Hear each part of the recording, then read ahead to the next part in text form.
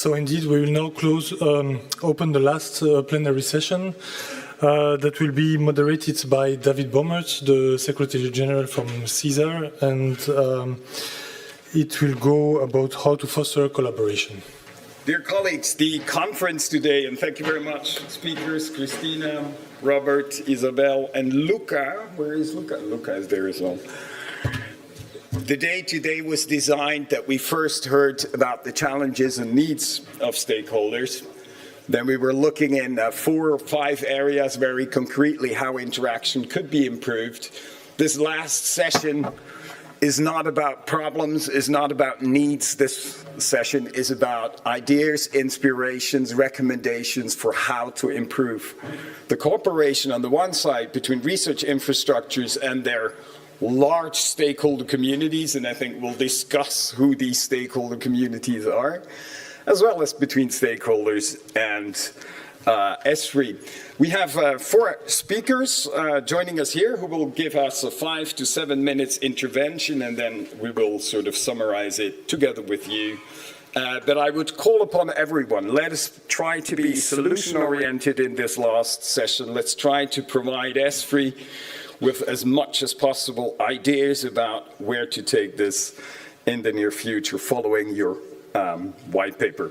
We will start with Christina Anderberg-Hallas from the Regional Development Unit of the region of Skåne. We are all aware of ESS, but you're now going to tell us how this miracle happened. Thank you. Well, that was a big one. I work at Region Skåne with regional development, and I'm a development manager there. And this, European Spallation Source had a long history with lots of people involved. And I've been in this area for 3 years approximately.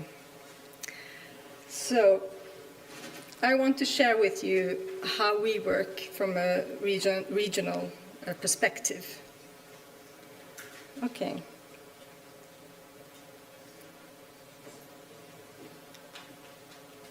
Okay, why is this important for the region? It's because these infrastructures are innovation motors.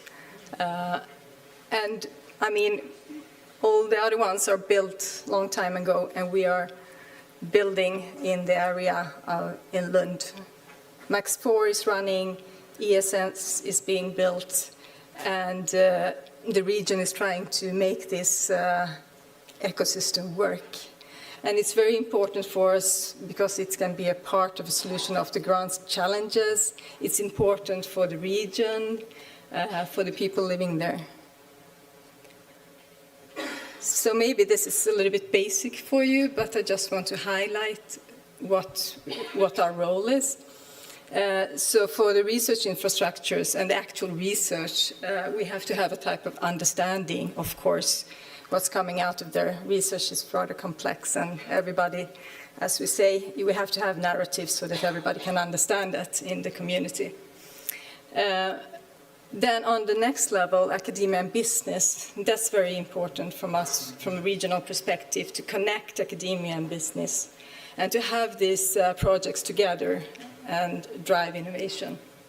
So in that case, we have to have the picture of who is involved and how we can co-finance, how we can help all our partners to build communities across the different fields. And what we are the main driver of, and where we have most of our taxpayers' money going into, that's healthcare. So Region Skåne has 95% of what we do is healthcare. And the other parts are working with competence, working with transport, working with culture, and of course regional development, which is a small part of the region's mission. And with what we do at regional development, we try to ensure that the SDGs, UN SDGs goals are somehow merged and thought of in our strategies and execution plans, etc. So in Sweden we have a multi-level governance, and we are rather, how do you say it? not top-down steered, so each level has rather much ownership of what they are doing. And we have different strategies concerning ESS and Max 4 on all the levels. So we have national strategies around it, and we have the regionals one. And when we develop the regional strategies, we invite all our partners from academia, from industry, to actually together build the strategy that we work according to. We also have the local ones. For instance, the municipality have a strategy around the area. And companies, some companies have strategy around these facilities. So the main focus areas for Region Skåne, we had a workshop together with the leadership group, and these were actually the effects they wanted to accomplish. So we want to increase productivity, we want to increase attractiveness, and we want to increase the collaboration.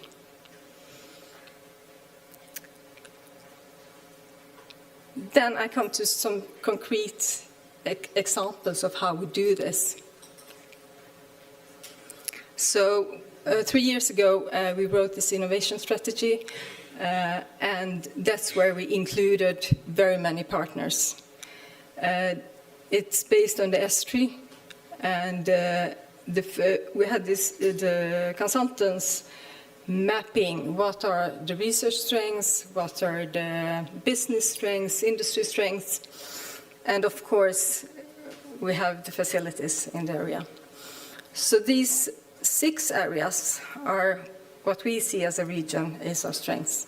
And each of the way we continue to work with this is to have a group within each area where representatives are present and discuss synergies, discuss what we can work together with to make sure that large initiatives actually can happen. So the level of funding is different in different cases. Another important thing that we did was to ensure that the strategy for ESS Max 4 and Science Village is present in the other agendas. So each of the other agendas have reflected of how do we use these facilities, how do we use these facilities within food, within tech, within life science, and that's how we work together. And there's a commitment from everyone. Another part that we work with is that when we got to know that the facilities were going to be built there, we wanted to ensure that the land between is used for innovation partners. So for academia, for industry. And then Region Skåne, Lund Municipality and Lund University bought the land in between. And that's called, the company is called Science Village Scandinavia. And the goal is to populate this land with companies, with academia, and make it as international and European as possible for the collaborations. This is just a picture of how long it takes, and you all know that.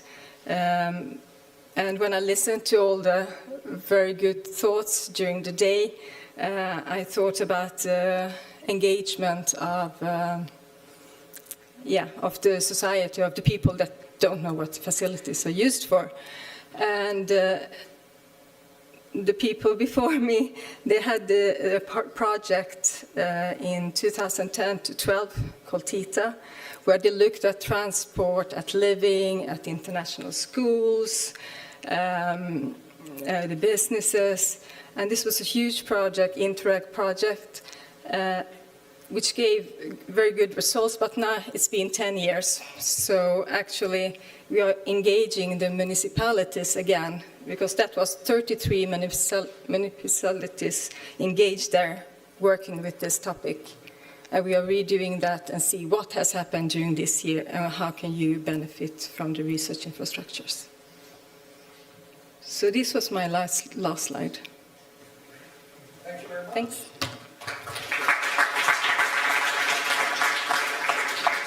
I propose we take questions, comments after the initial speeches. So let us go to the second speaker, which is you, Isabelle, Secretary General of 4EU University Alliance. So thank you very much for sharing your recommendations with us. So first, thank you on my side for the invitation. Gives the possibility for the European universities and the European University Alliance to be present here in the discussion, and hoping that it's only the first occasion and that there will be many others, as we think that the European universities, who are quite new stakeholders in the discussion, can contribute to the reflection and to the improvement of the impact of research infrastructure. So a few words about European universities, for those of you who don't know a lot about it. So For You Plus Alliance is one of the 44 European University Alliance existing today. More than 340 institutions are covered by these 44 European universities, and 31 countries are represented through these alliances, working with more than 1,300 associated partners, meaning that the European University Initiative is, per definition, associating partners outside of the university world. Today I will speak a little bit on the experience and the work done within 4U Plus, but I'm also speaking on behalf of other European University Alliance. First, we focused on educational mobility into university campus issues, in the sense that the European University Initiative that was first launched 2018 and funded 19 was funded through the Erasmus Plus program frame. So first this European University Alliances worked on educational issue, of course research-based education, challenge-based, challenge-orientated education, but also the European University Initiative was intending to cover all the missions of a university, meaning that research, innovation and service to society also would have to play a role and to be involved and covered through the European University Initiative. So many of us received or adopted SWAPS project, so H2020 SWAPS project, funded quite recently, so our work is quite new. So the SWAPS project are not research funding projects, but really helping us to support the institutional transformation on integrating research and innovation, and also improving our service or support service to research and innovation. So we started at 4U Plus and also for other alliance in 2021. So you see, we do not have a long experience, and among or within the SWAPS projects, the question of the research infrastructure was adopted or is worked out by many university alliance. So it's considered as a transformation module, also helping the institution to proceed to internal transformation and contributing to the ERA policy agenda. For example, in June, 4U Plus organized a conference on educational and research infrastructure, and at that time we could with other alliances, bring to the public the first outputs of our works. And that's where I would underline the contribution or the expected contribution of European university alliances on the topic of research infrastructure. Because within 4U+, but also other alliances, we started with a mapping exercise of the core facilities and the research infrastructure existing at our 6, 4U+ now 7 member institution. And this was the first step to contribute to improve the organization also of our research infrastructure. So I would say that the European University Alliance level is interesting in the sense that we are internally making the first steps of the necessary work to improve the impact of research infrastructure on research, in the sense that we saw through this mapping exercise how fragmented the landscape is. And this exercise can also be considered as a contribution, contribution to what has to be done at the European level. So contributing, enriching the landscape analysis made by ESFRI. It's also the first step to improve or to facilitate first the sharing of research infrastructure. We see that, of course, I mean, our goal is not only just to work on research infrastructure as such, but to develop joint research projects through shared research infrastructure. So this mapping exercise helped us to have the basis to see what is existing, perhaps also where there are double work or double research infrastructure, and how we can improve also the organization of this research infrastructure. So, as said, we are starting the work that we have to do anyway, also at the European level, so mapping, mutualizing, getting more efficient, and also improving, we hope, because that's our goals also, to improve the mobility of researcher, so that by sharing research infrastructure, we would like to encourage also the mobility of researchers. One thing which is also very important to consider at the level of the European universities, at least what they can bring in the discussion, is their expertise in training. Meaning that, of course, university, it's one of the mission of university. We are used to train, and around this research infrastructure issues, we also have to think about the sustainability of the research infrastructure, in the sense that to make them work, we also need to have qualified staff, and we need also to train our future researcher to be able to use in the best way research infrastructure. So within 4U+, we are thinking about putting our strengths together to develop some training paths, and I would say almost also career paths for students, PhD researchers, to be able to contribute to maintain the excellence and the use of research infrastructure.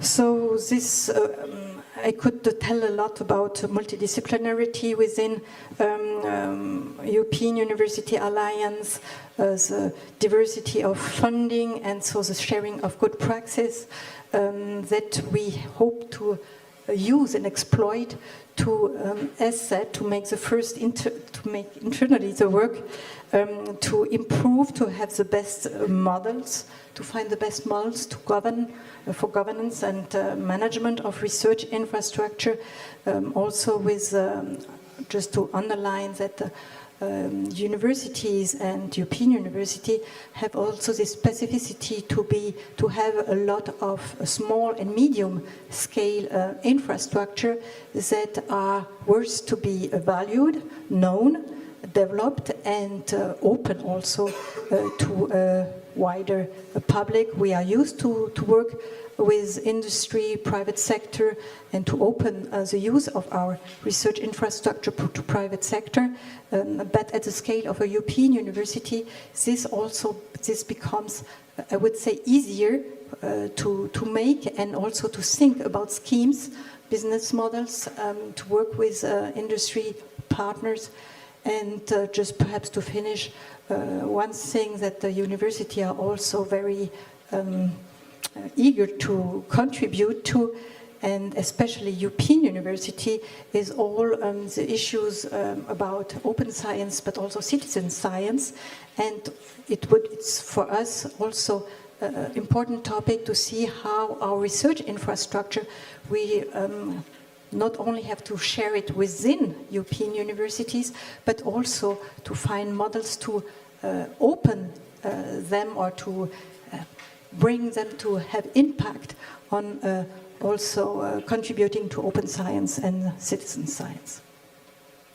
Thank you very much, Isabelle. Dear colleagues, we're halfway the panel. We heard a striking case of a regional government. Maybe that helps also you, Catherine, in bringing the relevant other stakeholders on stage. With a striking case about a ecosystem and how this ecosystem basically combines what we would refer in research infrastructure terms, the life cycle of a facility with regional development and very complex and effective cooperation mechanisms between the stakeholders in that region. We now heard from you, Isabelle, that universities do not just have some departmental infrastructures. We know from the Swedish case, of course, that many of those partners in Skåne have an own institutional infrastructures. They usually make it before they go to the Swedish government, and then Sweden comes to ESFRI with strategic decisions. From you, we now hear that universities go even beyond, that they start pooling resources, infrastructures at the European level, share it, try to optimize it, and to sum it up, you're basically offering both your expertise and your collaboration here to the colleagues from ESFRI, a new beast on the horizon, a beast that we can push and advance together. We now turn to the other side of the panel. Robert, you will have an intervention. You come from the analytical research infrastructures in Europe. Your diamond source was already mentioned as one of those ecosystems, so we're very much looking forward what recommendations you will bring to us. Okay. Thank you, Robert. I have some slides. Okay, here they come. So this is the button to press.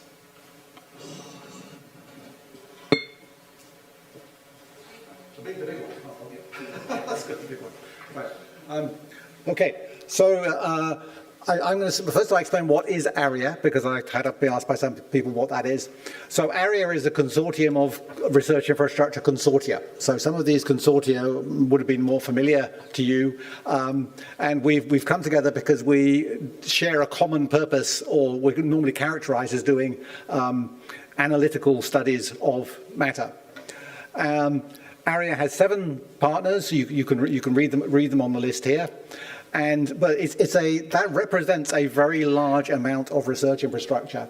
Depending on exactly how you count them, it's roughly over 100 different entities providing research and research capability. And you've already heard, for example, about ESFRI and so on. But there's hosting more than about 40,000 researchers from academia and industry, right? So that's a big player in the research in infrastructure market, so to speak. Our current chair is Joachim Wanitzo. He unfortunately can't be here today. So I tried to follow the questions we were given. So stakeholder interactions, what are our stakeholder interactions? our members, we range from distributed research infrastructures. So we heard about universities, for example, putting some of their instrumentation into research infrastructures. So we have distributed research infrastructures, essentially of single instruments in either institutions or in universities, up to large single-sited research infrastructures, of which I believe ESRF is probably the largest in Europe. So very different types of people providing research infrastructure services. I want to make the point, we're user facilities. People keep on, I mean, the nomenclature research infrastructures didn't, before 20 years ago, nobody was talking about research infrastructures, they talked about facilities. We are predominantly user facilities, so people come and use that capability to do their research. And we have been serving users for a long time now. Some of our members have been serving users for 50 years. They have a lot of experience. And we've been participating in research infrastructure programs at EU level from the very beginning, from Framework Programme 2. I was actually one of the very first users of the very first transnational access programs as research infrastructure. We come from a lot of different ESFRI stakeholders, so universities have been mentioned, so main users are from academia, but we also have a lot of users from industry. That's also been talked about before. So, and a high percentage of the research that we do is in priority areas. With sometimes like, why don't you switch to priority areas? The researchers who come have already switched to priority areas because that's where the funding is, right? You don't need to tell the research infrastructures that they have to change what they do. They are already doing it. It just happens on a regular daily basis. Every month, the stuff we're doing is different, right? So it's gradual. We don't change overnight from not doing energy research to doing energy research. But we now do a lot of energy research. Actually, we've always been doing a lot of energy research. And we do have, I mean, there's the talk about Region Scorner, right? These research infrastructures are also somewhere. They have an economic impact both locally, regionally, and nationally in terms of what they do. But I just go back to the point about user facilities, that if we actually want to look and competition with China, for example, has been mentioned earlier today, also with America, Europe was at the forefront of developing the concept of user facilities, which is now what we all use to as research infrastructures. And that means we have very strong communities of researchers who know how to use those facilities. And the combination of those with the facilities we've got, that is our strength. If you go to the US, they're not actually as highly developed. They have research infrastructures, they have user facilities. I've worked in the US, but they're not really understand quite so well as us how to use them. You go to China, they don't have a clue. They're building lots of research infrastructures, but they're really poorly used because they don't have those developed communities. It takes 20 or 30 years to develop those, and we're not normally here discussing about the communities who use those and the asset value that is to Europe, and we should do that. Funding. So most research infrastructure funding, it's 99% or something, is, even for international research infrastructures, is coming from national research programs, right? And at some level it's coordinated and at some level it's not. ESFRI doesn't have funding, but it does have convening power, and that's what it's doing here today. That's what it's working at. The Commission has funding, even if it's a small percentage of what gets done, and it has a lot of convening power. Just using Carlo's example this morning, so the Commission has funding for catalyzing things. Now, I'm a physicist, but even I understand that in the chemical plants you have to keep replacing the catalyst because otherwise the plant stops producing. Some of the Commission thought seems to be around the side, we can take the catalyst out, but we'll still get the same output, right? Sometimes if you remove the catalyst, it will stop. And we have examples of that possibly happening. For larger research infrastructures, as have become more international over the years. They've actually become, I mean, most of the very large research infrastructures, not just the international ones, but also the national ones, through EU transnational access programs. That was deliberate. They've become more international. But we're ending up that the value of the funding provided by the host nation ends up now being really quite dependent on where other countries are putting their funding. It's quite a complicated funding landscape. And I think for example, when ESFRI is doing landscape analysis, you need to understand the funding landscape as well as simply the provision of services by those facilities. And it's complicated, and you can change funding by a relatively small amount because most of these research infrastructures have relatively small marginal costs to operation, high fixed costs. So you change the funding a little bit and you make a big difference again to the output. Some of our consortia, for example, the electron microscopes consortia, eDream, that only exists as a research infrastructure consortium because of EU funding. If that disappears, then that is highly likely to disappear as a research infrastructure. The microscopes will still be there. Some set of people will still get to use them, but another set of people won't get to use them. So do not assume that all these research infrastructures will just carry on to exist forever. I mean, we talked about sustainability, but there's a lot of people who seem to think they'll just always be there somehow, so we can make great plans for how we're going to use them.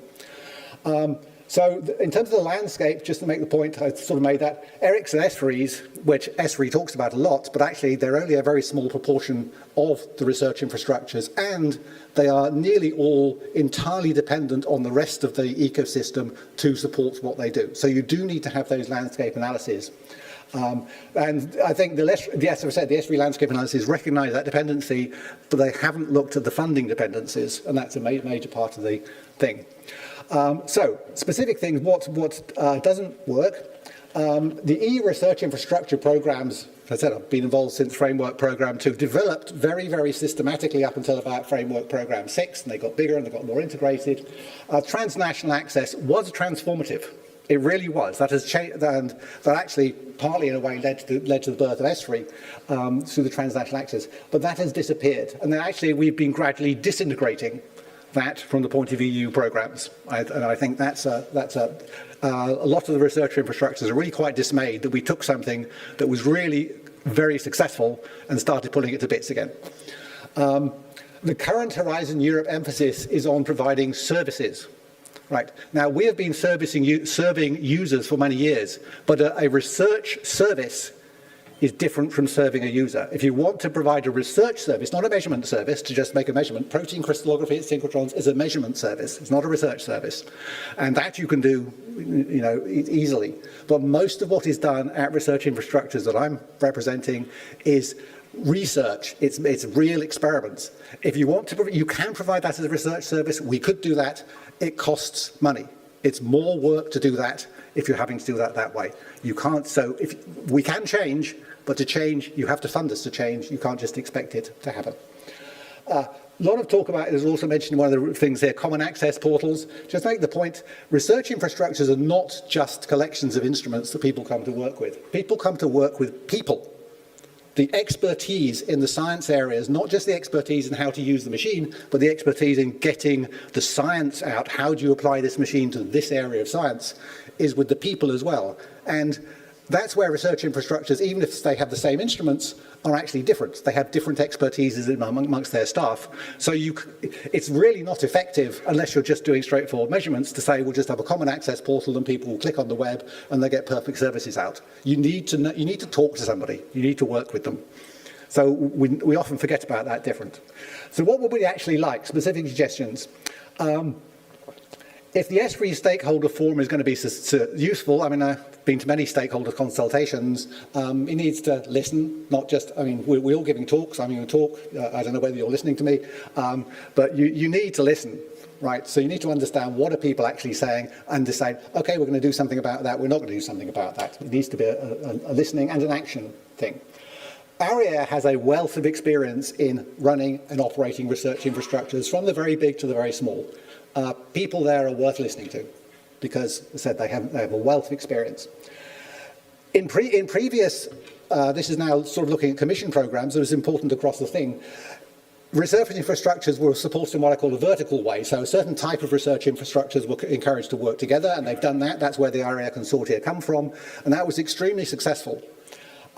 Then we started having these thematic things, so okay, let's have these horizontal programs that come in, but the problem was they started taking away the vertical support and expecting the horizontals to stay up, right? And some of those verticals, you take away the support, they will disappear. And I think if there's any engineers in the room, they'll tell you that you can't build a building without any vertical structure. So we need that coherent approach to things, not just thinking you can put a bit of money here and everything will be fine, a bit of money there and everything will be fine.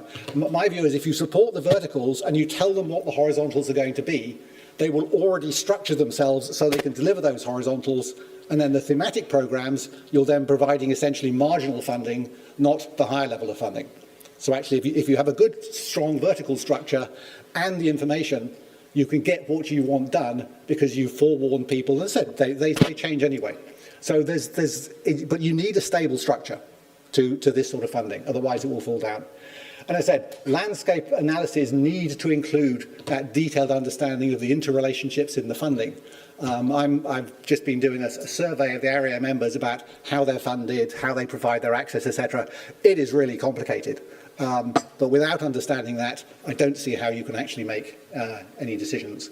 And I forgot the final point I was going to make was actually this interrelationship even goes down to the scale of the regional. So I mentioned earlier that, for example, Region Skåne is making investments based on the idea that, for example, the European Spallation Source is going to be a wonderful success and it's going to operate for 30 or 40 years. That will not happen if there is not an ecosystem of neutron facilities in Europe elsewhere supporting that. So actually the money they're spending is also is dependent on money that's being spent in all sorts of other countries in a completely uncoordinated fashion. Now, I don't know that you can coordinate it, but at least if you knew about it, you might be able to make more sensible suggestions. Thank you. Thank you very much indeed, Robert, with a very strong argument on behalf of research infrastructures, underlining that this user-centered model that we have developed here in Europe is actually very, very important when it comes to reaching out to stakeholders, striking argument again on the role of funding, I'm not sure it was a plea to increase European funding, but you're pointing to to structure it, and I think also quite a clear compliment to ESFRI for its working and the work that has been done and the achievements, and I think in this sense. I mean, I was saying, 2.x billion is not enough, for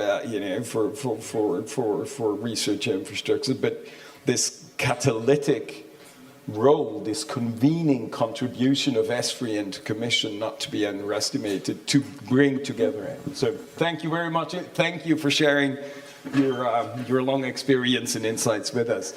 We finalized with you, Luca, on behalf of G6. This is the second time we have G6 here on stage. So indeed, I'm proud. So I'm lucky because I'm the last one. So you'll have the recency effect with us. Everything has been said already, so nothing to add. No, first of all, thank you for hosting the G6. A brief presentation about what G6 is. It's an alliance, informal alliance of 6 prominent RPOs. We discovered that the voice of RPOs has been a lack in Brussels voice, so that we decided spontaneously to strengthen our daily cooperation among these 6 stakeholders, and we decided to find, where possible, common strategy. We have a common ground. Instead, we have similar features. We are, all of them, we are public bodies under the control of our government. We are governmental bodies, so we have a facility to enhance dialogue with our respective ministries and government. All of us, we are multidisciplinary, and we have institutes and operational units all over the country. So we have also a sort of facility to dialogue with the regional dimension, with the local dimension, and also with the productive dimension, because we have a relation with the small and medium enterprises, with industries, and this facilitates, especially in certain regions, the individuation of the right infrastructure to be used. We have at the same time some common issue, because we are subject to the national budget, in some cases, especially in Germany, even from the regional one. So we don't have our own budget autonomously, but we have the need to get the money from the governmental side. And we have similar methods, because we have to recall that we are talking about one of the ERA priorities, ERA targets, and one of them is the careers, and maybe the researcher's career working in the research infrastructure should be addressed as well. So we found some common issue, some tips. The purpose of this session is to propose some running operational activity we put in place. So we discovered practically that there are some. The main problem is the long-term running of a research infrastructure. And we discovered two main factors. The first one is the relation with the stakeholders, all the other stakeholders, namely public, private and governmental. And the second one is the ability to diversify the funding sources. We don't have to forget that the main sources of budget for research infrastructure arise from the regional dimension, not from the research, especially European dimension. The change of attitude bring with this a couple of effects. The first one, if you don't build the right relation with a stakeholder, the effect is that you can be completely outside of the political games. So that's why being at the same time governmental and stakeholder, it's the added value of being a public body. On the other side, if you build the right relation, being open not only to the other researchers, to the university, but you should be open to the industries, to the other stakeholders, not only in your country, but also abroad. It's a sort of a popular activity that allow the infrastructure to have the right spotlight on it, and also to have political support. And secondly, regarding the sustainability, as I already said, most of the budget is based on the regional dimension. That's why, and I pass to the next one, the smart specialization. Sorry, the smart specialization strategy has been one of the crucial point to highlight the existing infrastructure in the territories, because it's a sort of loop. It's two-side effect. On one side, you map in the ESFRI the right infrastructure, and the right infrastructure could bring with this a side effect, positive side effect. What else?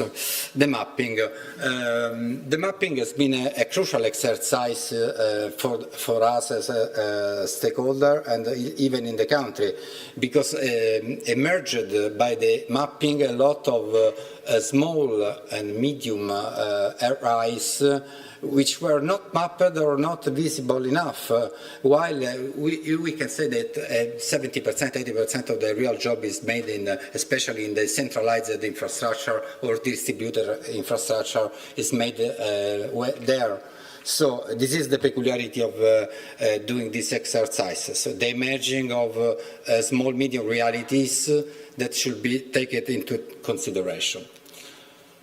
On the other side, the mapping emerged also not a common perception of what is a research infrastructure, because in the mapping, together with clean rooms or vessel, we found personal belonging, so a microscope or whatever. So we have to build a mutual understanding, a mutual perception, and common ground, or what is a research infrastructure. And maybe we have to work with our scientific community. Maybe it does not happen in CNR or Helmholtz or other big reality, but in some realities we monitored the national mapping, and we discovered a silly proposal.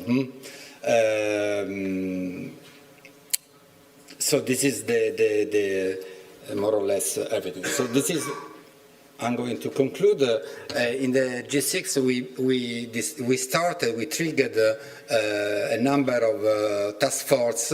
One of them is dedicated to research infrastructure. It's coordinated by Gelsomina Pappalardo, which is not present today, but everybody knows who is she. And in this task force has been singled out some priorities. 90% of the priorities, I will say 100% of the priorities has been already elaborated today, so I don't want to stretch my presentation longer. But this is more or less the last one mentioned today. It's the landscape analysis by the previous speaker, and the action of ERA, namely the 8 and the 12, which presume the participation even of stakeholders as G6. So I close with the ideal ecosystem where the infrastructure are in the earth. I am unable to go back. No. Okay, but you can see, so the infrastructure in our perspective are the sort of gear well of a functional ecosystem. Thank you.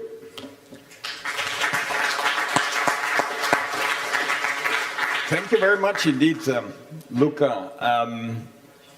Really important argument about the benefits of opening to new stakeholders. We had earlier Andrew saying that would need also different ways of dealing with these users, different sort of profiles. Striking argument about what we can do to increase stakeholder involvement through funding. You brought ESIF together with Horizon. I think if we look at the current funding landscape with a thought also to impact, we, of course, have the funding for the Green Deal. We have the risk and resilience facility on top of that. So there is quite some different funding streams that within a broader approach to ecosystems could be tapped into by the various actors. And you ended with a really beautiful summary of the offers your constituency brings to ESFRI when it comes to roadmap methodology, landscaping, and the Charter of Access. So thank you very much indeed. Dear colleagues, we are close to 5:10. I open the floor, and let us try to come to conclusions and recommendations, maybe even in the form of questions to the panel. Gentlemen, you were first. Yeah, my voice is probably loud enough without a microphone. No question, sir. Students never fall asleep.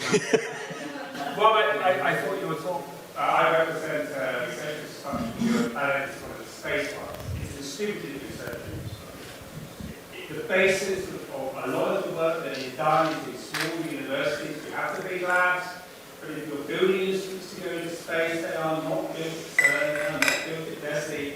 They are built in national labs and universities.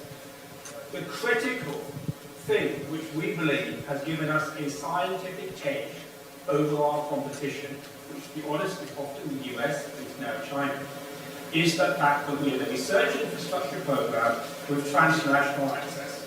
We could mobilize all scientists working in this area. It didn't matter what country you were in. You could be in Slovenia, but you could still be working on a project on an international, or literally, space scale. And what Robert summarised it very well, because I believe there's a grave danger in where we're going now, where we're forgetting that that is what really was successful. And we're only going to really realise we've lost it when it's gone, and you won't be able to bring it back. And I really urge the Commission to think very carefully about what's coming out in the horizon here, of what potentially it's going to lose, because I think an awful lot of those people in those small, medium labs are walking and thinking we're going to lose something we've had for 20 years, and the only thing that's going to be left are those giant central facilities, and all the stuff that underpins them is in danger of being lost. This is really important, so this catalyst role and the important role of the framework program. So I think, Leah, there is a call on you, but most likely you're going to play the ball back, I reckon, because there's the midterm review, and all of us, of course, will have a say towards the Commission, the Council, and the Parliament and that, but a very strong argument for them. Thank you very much. Another, yes, please. Maybe,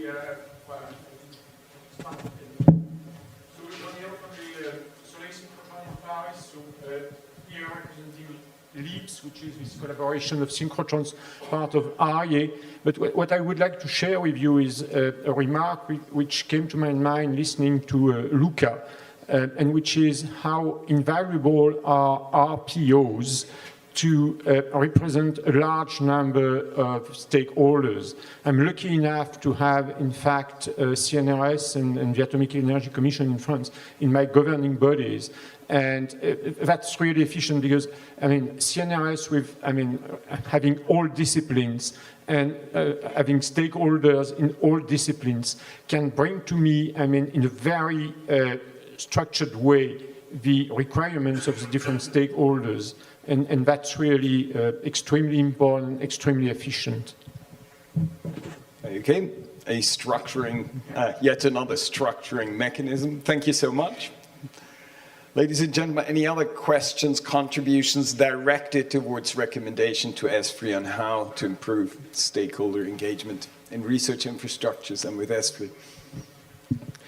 Yes, I will go on the same way as the gentleman. So there are things that works, that exist, and we should not forget about it. So I'm representing PRESS, the European HPC agency, that is an ESFRI roadmap. Nowadays, there is new things coming, something called Euro HPC. I don't know how to describe it. This is something wonderful, but I don't know how to describe it. I'm not sure that this is a research infrastructure. This is part of a funding agency. This is, for me, it does not have all the all that constitute a research infrastructure. Press is dismantled some parts, so I think that in the coming years or months, if we follow that path, there will be no more press, so that will be one of the ESFRI roadmap research infrastructure that will not be there anymore. I'm not sure, I have no idea what will be exactly what will do Euro HPC. And I think that we will discover what we have lost, maybe when it will be too late. And for the stakeholder engagement, it's important that to know that we have something that works. We have a stakeholder from industry that are very happy. We have an industry advisory committee which is very happy about what's existing. We have a scientific steering committee which is very happy. So we will have probably, of course, something better, because that's the sense of the history. There is always something better. We all know that. But if I could have some insight from ESFRI about what will be that better, I would be interested. And I think that our stakeholder will be very interesting to know that also. Thank you very much. An invitation to ESFRI to talk, to praise. We will end this panel with a last intervention of the speakers. I'll ask the same question to all of the speakers, and I'll allow myself to give ESFRI 3 thoughts coming out of this session. We start with you, Christina, and of course it's the same question to all of us. And I think what we've seen in this panel, and I mentioned Catherine's intervention on are the right people on stage, is that we have seen a regional development, regional authority with a regional development aspect. We have a new body, the European University Alliance. We have very respected analytical facilities and the backbone, yet another important backbone coming from the G8. So what would you like the ESFRI Stakeholder Forum to look like in 2 years after you heard this day? So where would you give, where if you could express a wish to our colleagues from ESFRI, what would be your ideal way of the forum interacting with you? Okay, does this work? Yeah. That was a tricky question. I haven't reflected over it, but I think it's important to, whoever you decide to involve them early so that everybody is building together. And from a regional perspective, I mean, we are a little bit in the superficial area when I listen to you. You're in research and in industry. Try to make this work, research industry, and the other ones who want to join. And of course, we are happy to contribute with the perspectives we have from the region. Thank you very much. There's a variety of stakeholders out there, and they might need different ways of treating, but this last picture of Luca here with these, find the right stakeholders early on. I think this early on is really interesting. Thank you so much. Please, Isabelle. I will just, I think, repeat. Sorry for that. Of course, many universities are already involved through ESFRI in some large-scale research infrastructure, but it would be important, yes, to widen the involvement and going to the level of European university because of, I would say, the field we are covering, a medium, small scale, and also because we have contribution, I think, to bring, and we hope to be part of the discussion. Thank you very much. Not just an offer to figure in the landscape, but to contribute, I reckon. I think here your funding comment was interesting. Make sure you get the funding landscape included in the landscape analysis, because you will face very similar issues that the colleagues in ERIC have faced. So we already know that. Thank you very much. What would you say, Robert? I think somebody, only slightly related to funding, because somebody mentioned earlier about having sort of knowledge-based policies. I think we think, oh, we're all dealing with science and we're all logical, etc. A lot of these policies made around science don't seem to be based on knowledge of what's going on. So, like, for example, this funding landscape, I don't think we know how many research infrastructures we're talking about. I don't think we know how much money it costs us, whether at a national or international level. So therefore, we cannot make knowledge-based policies, right? But we do make knowledge-based policies on things which have 20, 30, 40-year impacts. We need to improve. So thank you for the question. It's not an easy one, but so because any consideration should sound like a blame for the current job of ESFRI, but it is not. So some suggestion from the perspective of a public stakeholder. The first one should be the consideration, as I said, of small, medium research infrastructure, which are not currently considered as. I understood the pan-European dimension of research infrastructure mapped in the roadmap of ESFRI, but even the small one are to be considered or at least evaluated. Second one, it's a closer matching with the national roadmaps, just to take into account also some specificity that cannot arise in the intergovernmental dimension. The third one, it's not probably for the ESFRI, but it's a common claim for the Commission and the ESFRI, the introduction of a measure like transnational access to research infrastructure, which was a extremely important measure, action, which, as has been said by other colleagues, disappeared progressively. And it was very useful because to be open and pampering for the external dimension, you should be sustainable. Okay, thank you. I think what we can conclude here from the panel is that different stakeholders will need different ways of engaging with you through this forum. This might take very targeted co-creation approaches, with regards to updating your methodologies, with regards to revising the charter. Maybe that's where the umbrella organizations move in to collect feedback, etc. I think the offer has been clear, but I think we've also learned that maybe more the workshop style, expert workshops, working on topics, on missions, etc., is a way to go forward.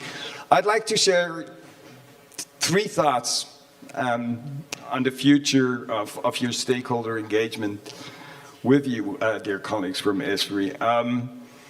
The first, and we've heard it really often here, is this idea of a differentiated view on users. And I was quite triggered by quite some misunderstandings what a user is. And so I went back to the charter and looked at the definition of a user in the charter. And it's like if we had been in a silo when we defined a user as basically a researcher, being the only person, and we sort of acknowledged some businesses in there. But I think what we've experienced here today is that there is a variety of users, and this definition of user, if we open up as research infrastructure, there's a world out there to win, which is not just scientific publications, but many other outputs. And I think if research infrastructures in their conception and in their plans and in their updates would reflect with a broader view on target audiences and users, I think that is really interesting. And I think there we follow also the logic that we're no longer in a triple helix, only research, education, innovation, and business, state, and academia, but we're in multiple helixes with NGOs, with hospitals, with public services, with municipalities, et cetera, and to truly, linking to resilience, linking to the Green Deal, to the transition, to regional development. So if we're in this more complex surrounding, more open towards the users, and we're willing to engage in new profiles, because that, Andrew told us this, and you mentioned it, that it needs new sort of expertise in research infrastructures to serve that. And so that is very much a challenge-based approach, I think. And what we've heard throughout the day, the second thought, you said it in one line early on. The essence of a challenge-based approach is to early on engage the people that actually suffer, the people that have a problem, and get this problem definition early on. And I think if we look at the roadmap assessment methodology in the life cycle, there's really wonderful places where research infrastructures assessors can go back and sort of say, okay, let's think this over again. Let's get some people in that actually suffer out there and to see how we can help them change things. The last one thought is linked to this idea of science nights, right? So remember we had the South African minister telling us about how they were gonna sell this scar to the Bushmen out in the Kalahari Desert. So that was not an open science night, no. They had concrete educational programs for the kids. And basically they wanted to create understanding with the people about, with these machines, we're gonna explain the origin of life. That is a substantial different undertaking for research infrastructure. And this, it's one story is to have a narrative. The other is to have an interaction between the people out there, engaging them. And I think, that is maybe even where citizens are not just your users and targets anymore, but we know from astronomy, they become part of the research progress. They help you classify galaxies and same in medicine. And so I think that is really interesting. And whether ESFRI wants to leave all of this living labs, deep demonstration sites, and all of that to the technological infrastructures, I'm not so sure after we heard here what a chance is out there for you to engage with all these multiple stakeholders in regional ecosystem conflict and actually explain what you can do, not what the research infrastructure is, but what it does to help citizens, local governments, etc. So I'm not sure you should leave this just out there. Maybe you grasp it as a true engagement with you stakeholders. Some thoughts. Thanks a lot.